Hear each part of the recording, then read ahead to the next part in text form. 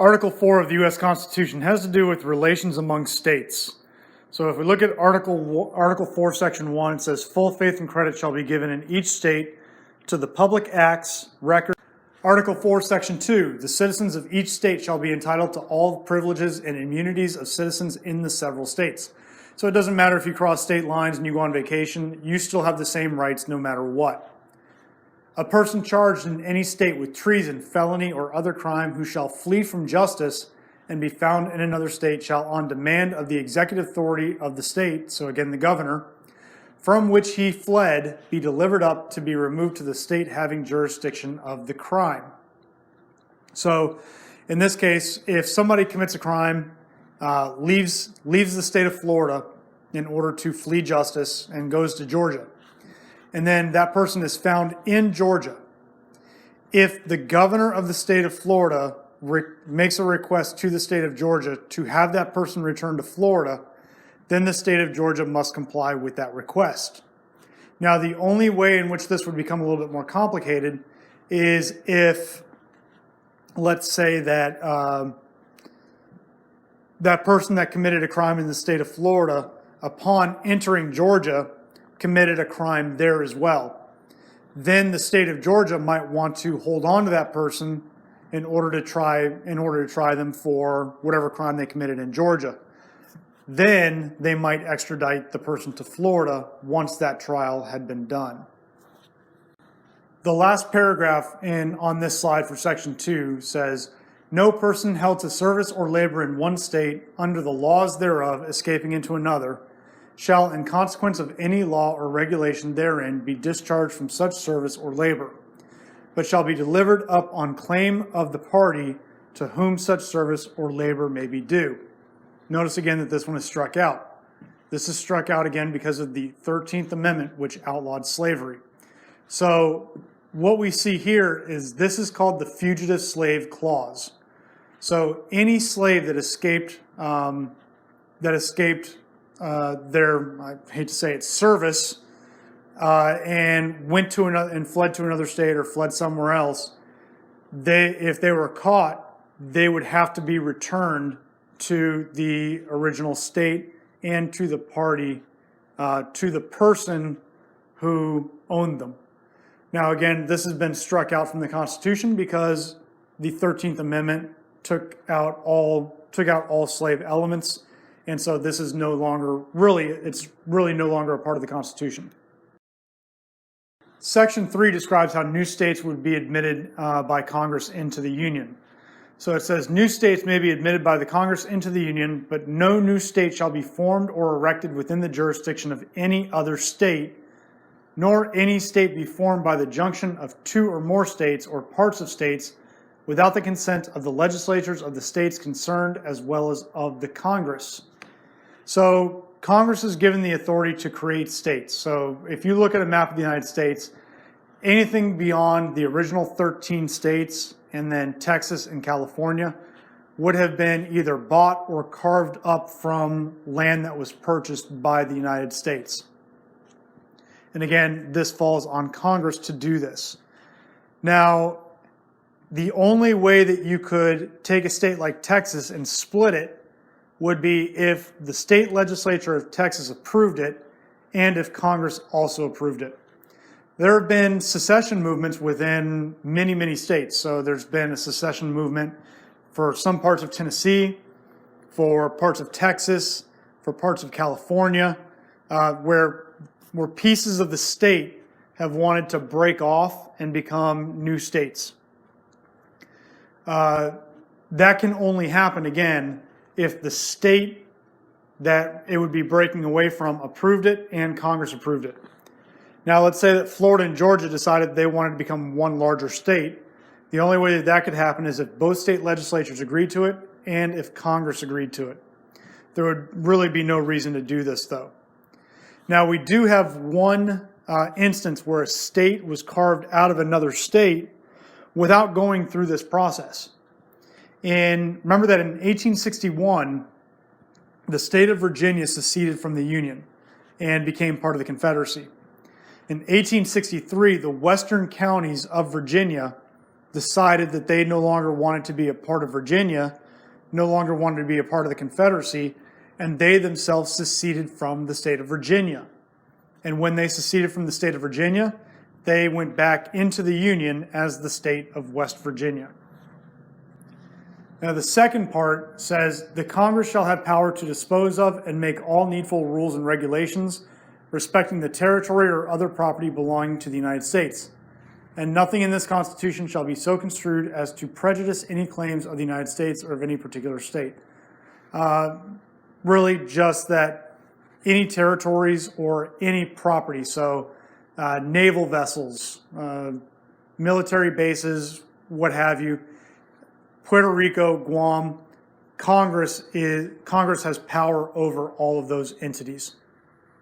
Section 4, the United States shall guarantee to every state in this union a republican form of government and shall protect each of them against invasion, and on application of the legislature or of the executive when the legislature cannot be convened, against domestic violence.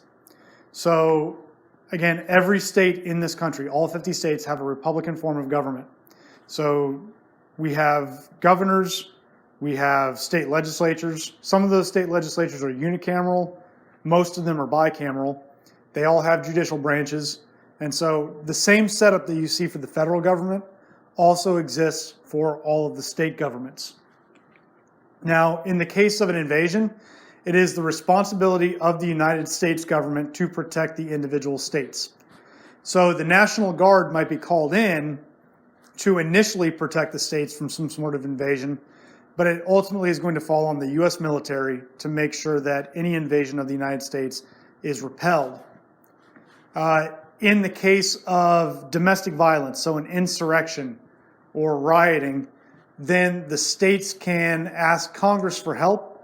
And if Congress is not in session at that point, they can also go to the executive or the president to intervene as well.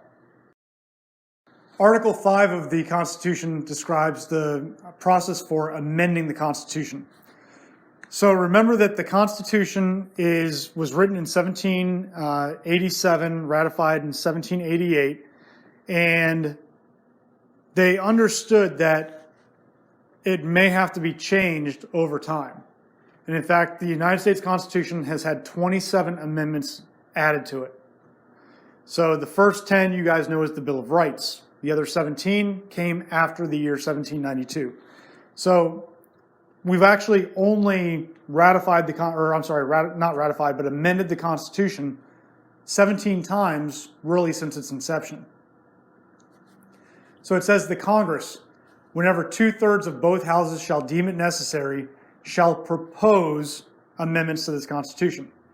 So make sure that you understand that Congress's only responsibility in the amendment process is to propose the amendment.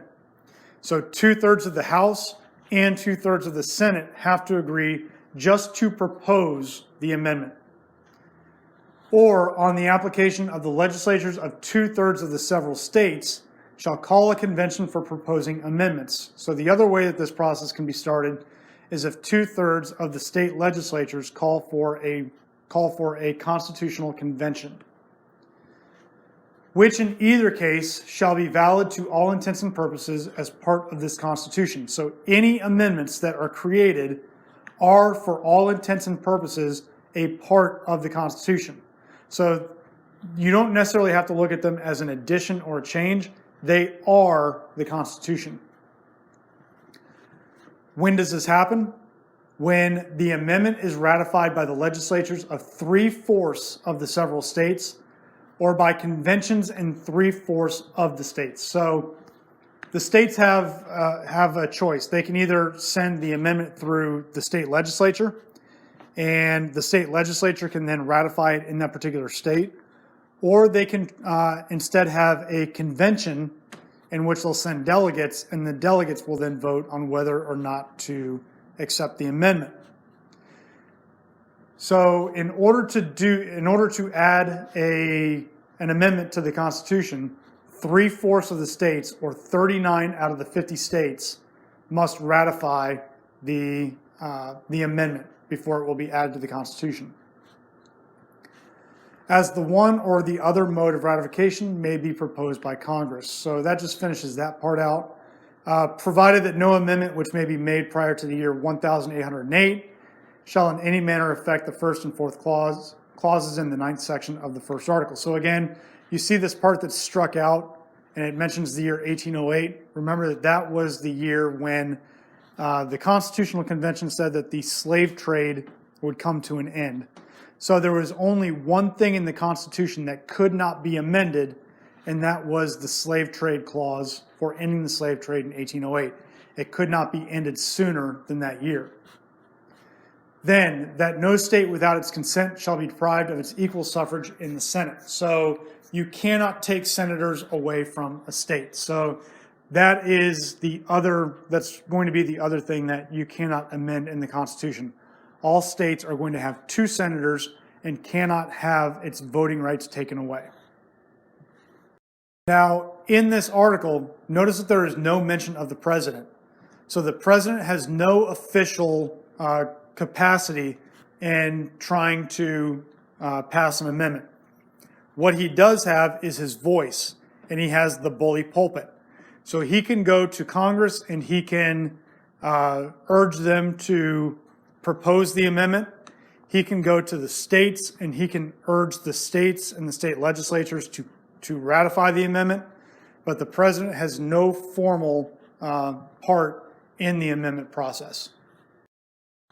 Article 6, very important article.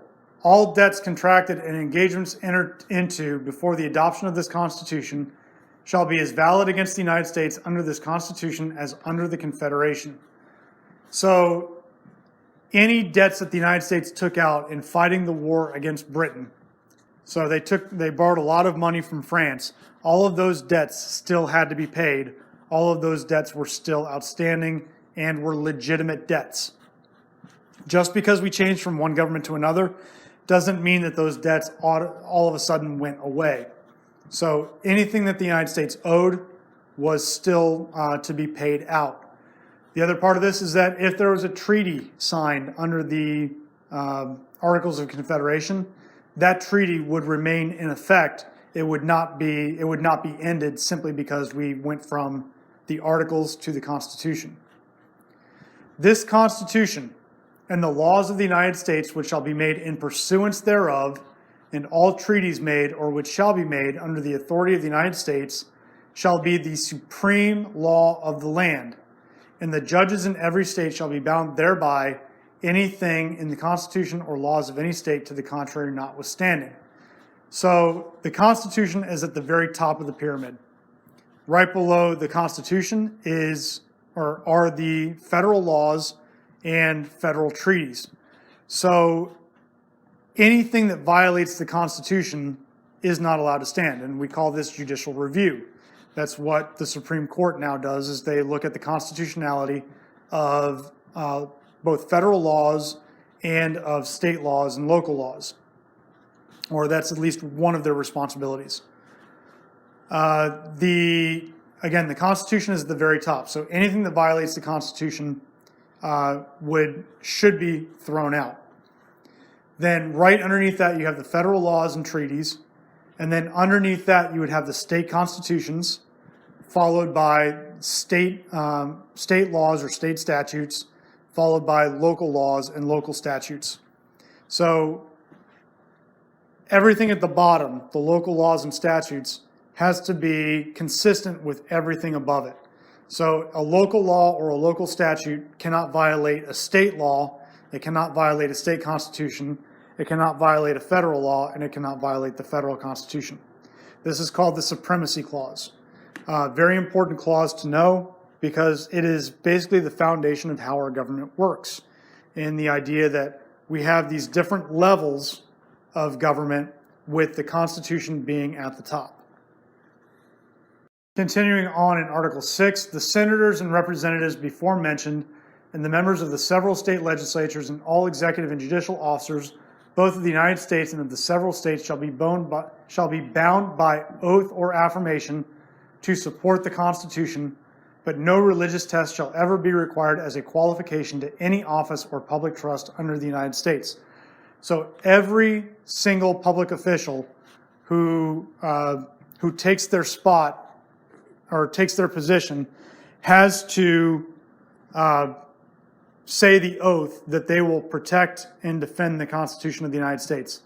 Every person who enters the military must do exactly the same. Even naturalized citizens have to do this. Now, the next part of this is that no religious test shall ever be required as a qualification to any office or public trust under the United States.